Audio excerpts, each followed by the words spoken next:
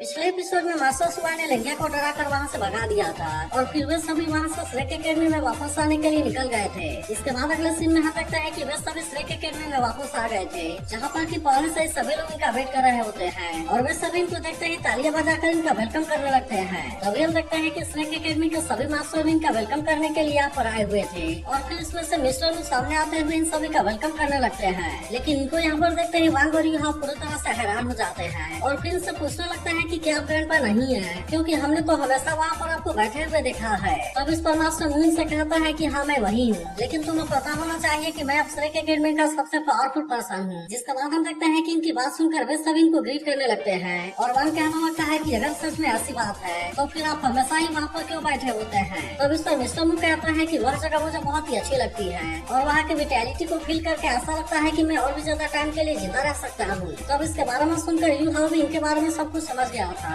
और वो कहने लगता है कि आपने तो अपने बारे में बहुत ही आसानी से छुपा लिया था, जो कि अभी तक भी हम सभी को लग रहा था कि आप केवल होस्टेस हैं। तब इसकी ऐसी बात सुनकर मास्टर मून और बाकी सभी भी मुस्कुराने लगते हैं और मिस्टर मून से कहता है कि तुमने इस बार हमारे एकेडमी को रिप्रेजेंट करते हुए स्मॉल फाइटिंग कॉम्पिटिशन में चैंपियनशिप को जीता है, इसीलिए एकेडमी ने भी तुम्हें ऑनर देने का डिसाइड किया है। जिसके बारे में सुनकर बाकी सभी लोग भी इसके बारे में जानने के लिए काफी एक्साइटेड हो गए थे। तभी मास्टर मून से कहता है कि तुम्हें श्रेक 7 मॉन्स्टर का टाइटल लाइफ टाइम के लिए दिया जाएगा। जिसके बारे में सुनकर वे सभी भी इस बात से काफी खुश हो गए थे और वे कहने लगते हैं कि हम तो पूरे लाइफ टाइम के लिए श्रेक 7 मॉन्स्टर बन गए। जिसके बाद हम देखते हैं कि अब यहाँ के बाकी सभी लड़के भी इनके बारे में बात करने लगते हैं और कहने लगते हैं कि हम तो असल में इनके क्लासमेट होंगे। लेकिन तभी हम देखते हैं कि हुआ भी और उसका साथ इस बात से बिल्कुल भी खुश नहीं होते। तभी मास्टर वो यूं और बाकी सभी से कहता है कि तुम हमारे एकेडमी के हीरो हो और इसीलिए एकेडमी को तुम्हारे ऊपर प्राउड है। वहीं उधर वांग भी इस बात से काफी खुश हो गया था, क्योंकि श्रेक 7 मॉन्स्टर के फर्स्ट जनरेशन के अलावा केवल इनको ही यह टाइटल पूरे लाइफ टाइम के लिए मिला है। वहीं उधर मास्टर मूवी इस बात से काफी खुश होते हैं और वे कहता है मैं उम्मीद करता हूँ कि यह ना तुम्हारे सोल के ऊपर हमेशा के लिए इम्प्रिंट हो जाएगा,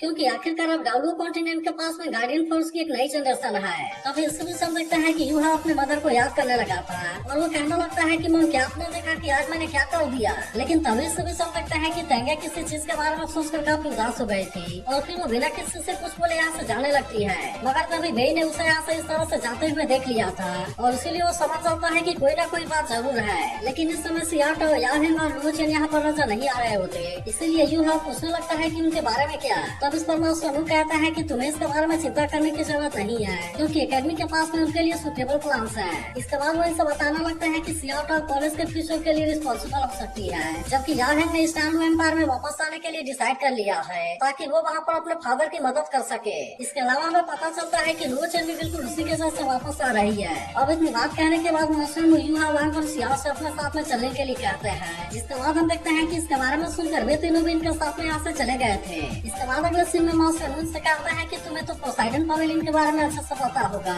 जो कि हमारे एकेडमी का सबसे हाईएस्ट मीटिंग प्लेस है और इसी के साथ यह जगह पर हमारे एकेडमी का ट्रेजर हाउस भी है। तभी हम देखते हैं कि वे तीनों यहाँ के शानदार नजारे को देख पूरी तरह से हैरान हो गए होते हैं और कहने लगते हैं कि पोसाइडन पवेलियन तो असल में ट्री के अंदर है। तभी इसी वक्त हम देखते हैं कि यहाँ पर कोई लाइट आने लगती है, जिससे देख यार में कहने लगता है कि आखिरकार ये क्या है। तभी हम देखते हैं कि यूहा भी इस मैजिकल लाइट को देख हैरान हो गया था, क्योंकि इसके पास में हेवन एंड अर्थ की बहुत सारी विटैलिटी होती है जो कि सोल को क्लीन करने का काम करती है। तभी मास्टर मून से बताने लगते हैं कि यहाँ का हर एक टेम्पल एक बहुत ही रेयर गोल्डन ट्री से बना है और उसके अलावा इस श्रेक का फाउंडेशन भी कहा जा सकता है। लेकिन तभी हम देखते हैं कि मास्टर मून ने तीनों को अब यहाँ से अलग करने का डिसाइड कर लिया था, इसीलिए उन्होंने इन तीनों को अलग अलग गेट के सामने भेज दिया था और फिर वे इनसे कहते हैं कि तुम इसके अंदर जाकर गोल्डन ट्री के अंदर में प्रैक्टिस करो। लेकिन यहाँ के ऐसे नजारे को देखते ही युवा पूरी तरह से हैरान हो गया था और वो कहने लगता है कि क्या यह जगह गोल्डन ट्री का अंडरग्राउंड जगह है। फिर वो कहने लगता है कि मुझे यहाँ पर एक स्ट्रॉन्ग मेंटल फोर्स फील हो रहा है और उसके अलावा मुझे यहाँ पर चक्कर भी आ रहे हैं। तभी मास्टर को कहने लगता है कि हर एक सोल मास्टर हायर अचीवमेंट को अचीव करना चाहता है, इसीलिए तुम तीनों को भी अपने रास्ते के बारे में बहुत ही अच्छे से पता लगाना होगा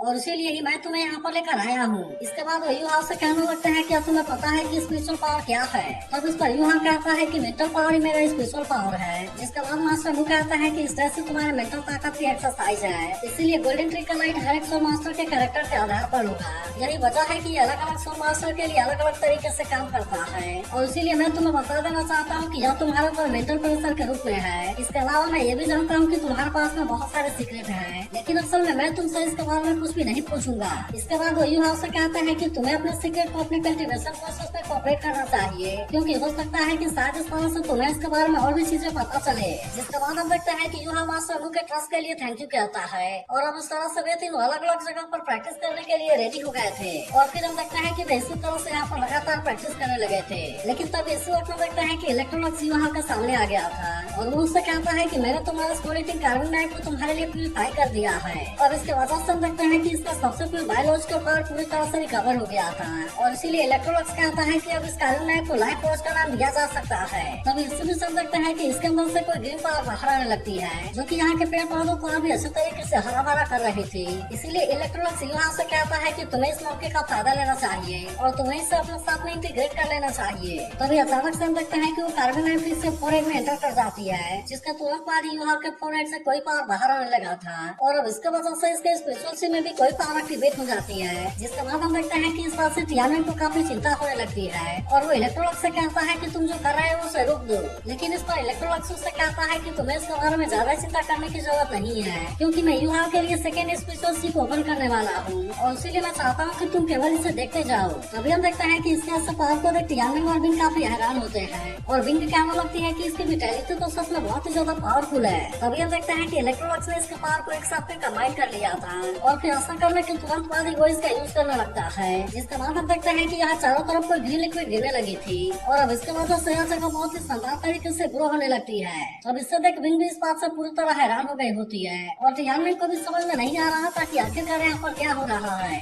लेकिन तभी टियानमेन को पता चलता है कि उसका सेट किया हुआ फर्स्ट सील पूरी तरह से ओपन हो गया है। तभी इलेक्ट्रोलक्स से कहने लगता है कि अब से मैं टेरिटरी के लिए तुम्हारे साथ में कम्पीट नहीं करूंगा, और अब इतनी बात कहने के बाद हम देखते हैं कि उसने अपने पावर का यूज करके यहाँ पर किसी पोर्टल को ओपन कर दिया था, और फिर इन दोनों से भी कहता है कि चलो वहाँ पर हम एक बार चल कर देखते हैं। जिसका बाद हम देखते हैं कि इसकी बात सुनकर वे दोनों भी इसके लिए रेडी हो गए होते हैं, और फिर वे भी तुरंत उसके साथ में वहाँ पर चले जाते हैं। इसके बाद अगले सीन में हम देखते हैं कि इलेक्ट्रोलक्स यहाँ से किसी दूसरी जगह पर चला आया था, जहाँ पर वो कहने लगता है कि मेरे कॉन्शियसनेस के घर में कोई भी फाउंडेशन नहीं है, और इसीलिए किसी भी समय कोलैप्स हो सकता है। अब इस तरह से हम देखते हैं कि यहाँ पर उसकी बॉडी क्रिएट होने लगती है, और फिर वो कहने लगता है लेकिन जब वो गोल्डन ट्री के विटैलिटी के साथ में कपल हो जाते हैं, तब इस तरह से वे एक दूसरे की कमी को पूरा कर देते हैं। और इसी वजह से हम देखते हैं कि इलेक्ट्रोलक्स भी यहाँ पर अपने ह्यूमन फॉर्म में आ जाता है, जिससे देख बिंग और टियानमेन भी इस बात से हैरान हो गए थे। तभी हम देखते हैं कि इलेक्ट्रोलक्स ने यूहाव को स्पीड से मिलाने के लिए डिसाइड कर लिया था, और इसीलिए वो यूहाव से कहता है कि तुम इसके बारे में बिल्कुल भी पैनिक न करना। अब इतनी बात कहने के बाद हम देखते हैं कि वो तुरंत ही अपने पावर का यूज करता है, और फिर उस तरह से वो तुरंत यूहाव को अंदर खींच लेता है, जिससे देख यूहाव भी पूरी तरह से हैरान हो गया था, और फिर वो कहने लगता है लेकिन ये सब है क्या। तब इस पर इलेक्ट्रोलक्स उससे कहता है कि यह लाइफ फोर्स का फंक्शन है, और फिर वो इससे बताता है कि लाइफ फोर्स एक बहुत ही बड़ी लिविंग फोर्स है। फिर वो आगे कहता है कि इसे हजारों सालों से नर्चर किया गया है, जिसके बाद सब इसमें हेवन और अर्थ की पावर आ गई है। इसके बाद वो यूहाव का नजदीक आते हुए कहता है कि मैंने तुम्हारे लिए क्रिएचर आई को ओपन किया, क्योंकि मैं भी इसी में पला हूँ, और इसीलिए मैं तुम्हारा थर्ड मास्टर बन सकता हूँ। और अब इतनी बात कहने के बाद वो कहता है कि यही तुम्हारा रिवॉर्ड है। जिसके बाद हम देखते हैं कि इसके बारे में जानकर टियानमेन भी इस बात से काफी खुश हो गया था, और फिर यूहाव कहता है कि वैसे तो यह चीज मेरे समझ से बाहर है, लेकिन फिर भी मैं इसके लिए आपको थैंक यू कहता हूँ। तब इस पर इलेक्ट्रोलक्स उससे कहता है कि जैसा जैसा तुम और भी ज्यादा स्ट्रॉन्ग होते जाओगे, मैं भी तुम्हारे साथ में उतना ही ज्यादा स्ट्रॉन्ग होता जाऊंगा। इसीलिए वो यूहाव से कहता है कि अब तुम्हें हम तीनों के लिए उम्मीद हो, और अब चलो हम गोल्डन ट्री के अंदर में प्रैक्टिस करते हुए इंटीग्रेट हो जाते हैं। इसी के साथ वो यूहाव से कहता है कि तुम फ्यूचर के रास्ते के बारे में अच्छे से समझ लेना। तो अभी अगले सीन में हम देखते हैं कि बे के पास में तेंगे का लेटर आया था, जिसे पढ़ते ही बे बहुत ही ज्यादा परेशान हो जाता है, क्योंकि तेंगे ने उसे लाइफ टाइम के लिए सेक्सुअल मॉन्स्टर बनने के लिए कांग्रेचुलेट किया था, और इसीलिए उसने लिखा था कि तुमने अपने फ्यूचर का रास्ता बना लिया है, इसके लिए कि मुझे भी तुम्हारे ऊपर प्राउड है। इसीलिए अब तेंगे ने भी अपने रास्ते को खोजने का डिसाइड कर लिया था, और फिर इसीलिए वो यहाँ से जाने के लिए डिसाइड कर चुकी होती है। लेकिन इसके बाद वो चाहती है कि किसी दिन वो एक साथ मिलकर थैंक सेट को बनाएंगे। मगर वही बे अब तेंगे से अलग होते हुए काफी उदास हो गया था, क्योंकि उसने कभी भी नहीं सोचा था कि वे एक दूसरे से अलग होंगे। वहीं दूसरे तौर पर देखते हैं कि होमचंद बाकी सभी के साथ में अपने गणपा के पास में आ गया था, जहाँ पर अपने गणपा को देखते ही होमचंद की सिस्टर कहने लगती है कि मैंने आपको काफी मिस किया। जिस पर उसका गणपा पूछता है कि क्या स्टार सिटी में तुम्हें मजा आया, लेकिन इस पर वो कहती है कि वह जगह मिंडू से बहुत ही खराब है। तभी हम देखते हैं कि होमचंद काफी उदास होने लगा था, लेकिन इस पर गणपा कहता है कि तुम्हें इसके बारे में ज्यादा चिंता नहीं करनी चाहिए। तभी हम देखते हैं कि मास्टर में उदास होते हुए इसे कंपटीशन के रिजल्ट के बारे में बताता है, और कहता है कि हम इस बार इसमें सेकंड नंबर पर आए। लेकिन इस पर होमचंद का गणपा कहने लगता है कि तुम्हें इसके बारे में इतना सोचकर परेशान नहीं होना चाहिए। चाहिए, क्योंकि वैसे भी हार और जीत तो सोल्जर के लिए एक बहुत ही कॉमन चीज होती है। इसीलिए मैं चाहता हूँ कि तुम भी अपने प्रोग्रेस के ऊपर ध्यान दो। और फिर उससे कहता है कि तुम्हें टेम्पररी गेन और लॉस के बीच में नहीं फंसना चाहिए। इसके बाद वो कहता है कि स्ट्रेक एकेडमी भले ही वहाँ पर हजारों सालों से डोमिनेट कर रहा है, लेकिन असल में अब इस कंपटीशन का डिक्लाइन शुरू हो चुका है। और अगर ऐसा ही चलता रहा तो किसी दिन मेरा सन डॉर्सल इंजीनियर अकेडमी पूरी तरह से बर्बाद हो जाएगा। तभी मास्टर माँ कहता है कि हमें इस ट्रिप में एक अनएक्सपेक्टेड चीज गेन हुई है। और फिर हम देखते हैं कि वो इस 1 लाख साल वाले सोल फिश को दिखाता है, जिससे देखते ही वह भी इस बात से काफी खुश हो गया था।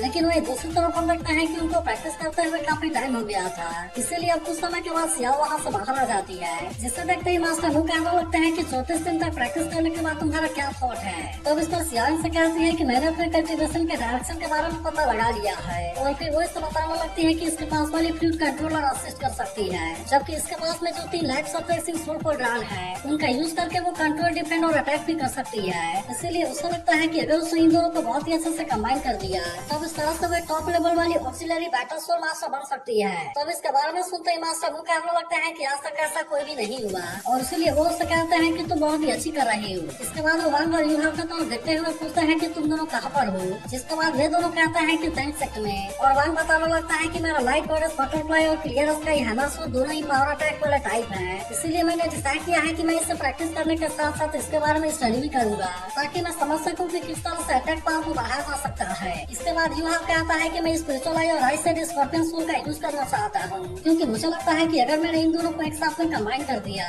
तो फिर मैं बहुत ही अच्छे से अपने एबिलिटी को इंक्रीज कर पाऊंगा।